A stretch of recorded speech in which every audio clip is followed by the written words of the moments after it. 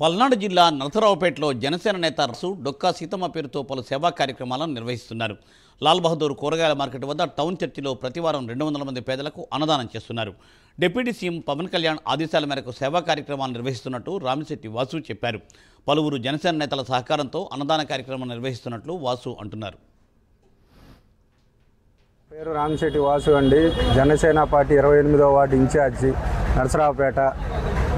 Deputy CM Pawan Kalyan గారి ఆదేశం ప్రకారం మధ్యాహ్న భోజన పథకం, డొక్కా సీతమ్మ గారి మధ్యాహ్న భోజన పథకం ఇక్కడ నిర్వహిస్తున్నాం. వారానికి 200 మంది పేద ప్రజలకి అన్నదాన కార్యక్రమం జరగబడును. అక్కడ పవన్ కళ్యాణ్ గారు రాజకీయాల్లోకి వచ్చి ప్రతి పేద ప్రజలకి అండగా నిలబడమని ప్రతి కార్యకర్తకి ఆదేశం ఇచ్చారు. ఆయన ఆదేశం మేరకు నరసరావుపేట లాల్ బహదూర్ కూరగాయల మార్కెట్లో ప్రతి వారం 200 మందికి పేదలకు అన్నదాన కార్యక్రమం జరగబడును.